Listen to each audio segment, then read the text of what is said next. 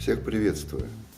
Сегодня в своем видео мне хотелось бы провести небольшой обзор своей мастерской, построенной собственными руками в прихожей квартиры.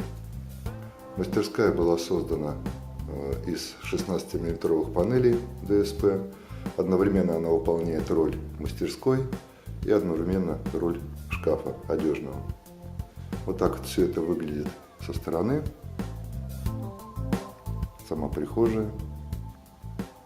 Ну и, наверное, начнем с самой мастерской.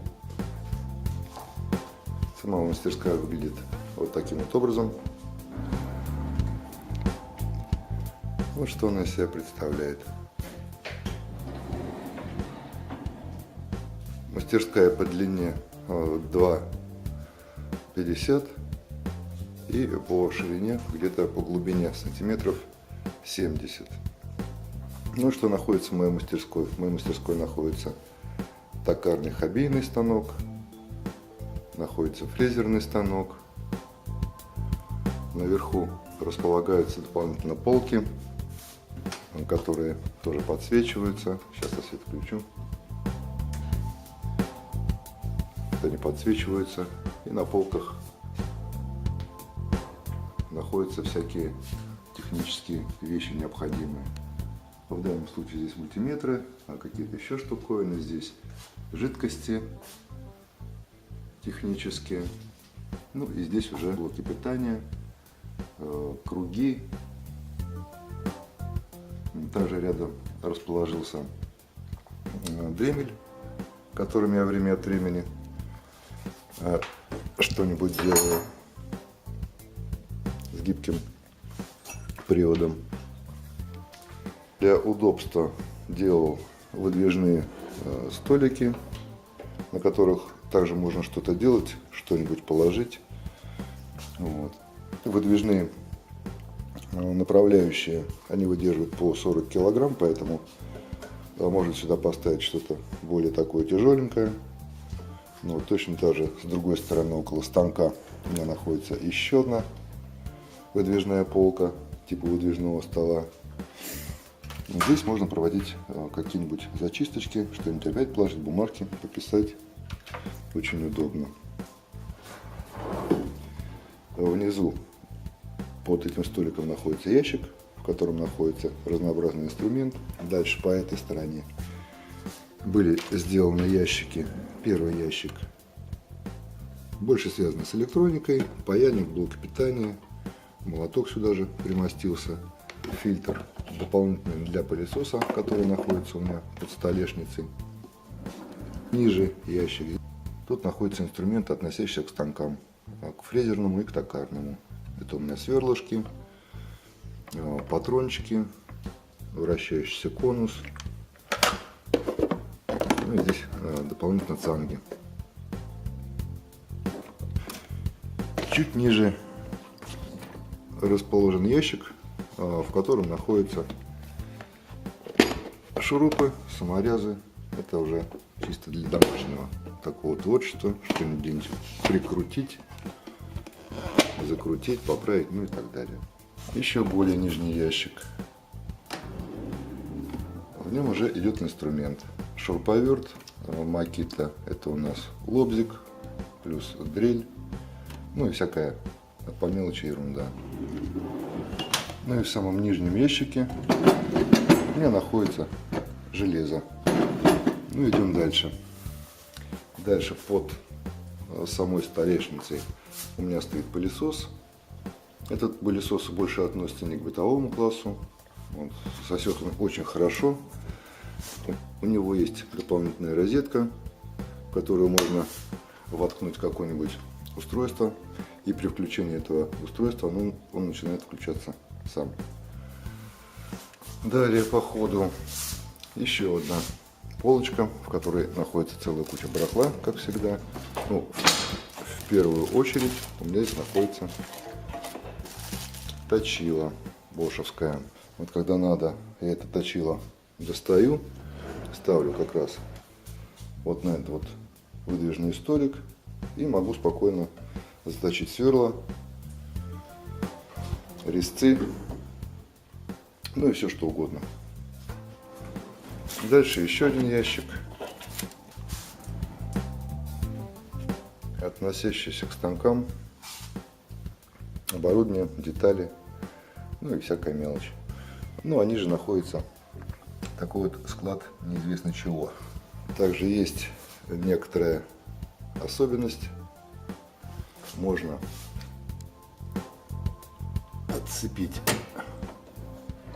дверку, ее развернуть.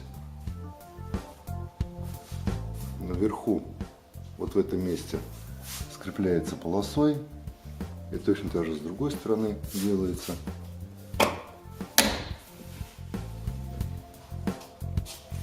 Вот таким вот образом. Но сейчас я полосы доставать не буду. И все вот в развернутом состоянии получается приличное помещение для работы. Двери у меня катаются по направляющей. Вот сами ролики. Это немецкая фурнитура, очень удобная. Дверки крепятся очень легко на петельках.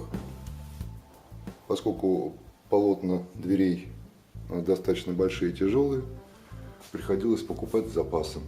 У меня на одну дверку 5 петель крепления и 5 петель крепления на разворот самой дверцы. Это выключатели концевые, которые поставил для того, чтобы каждый раз не лазить, не включать, а выключать. Когда дверь у меня закрывается, свет у меня выключается. То же самое сделано с другой стороны. Дополнительное освещение для станка, если вдруг не хватает, у меня вот такая вот лампочка сверху подвешена. Вот, и ее можно направлять в любое место станка. И рабочее место освещено. Лампочку также, как я сказал, могу двигать куда угодно и освещать любое место. На данном случае нам свет не нужен. Я их сейчас выключу. Также есть у меня боковые ниши. Специально все это было сделано. Сюда можно положить какой-нибудь дополнительный инструмент. В данном случае у меня здесь стоит перфоратор. А с другой стороны у меня коробка стоит под ручной дрели. Такие вот ниши. Они очень хорошо вписываются в мастерскую. Что-то можно туда спрятать, какой-то инструмент, какой-то материал, его видно не будет. Но это все касалось части мастерской. Мастерская одновременно, она же и шкаф. Прихожая, правда, часть была сделана, выделена не очень большая, по причине того, что у нас есть основной шкаф одежный, гардероб так называемый, а здесь непосредственно выделенная часть.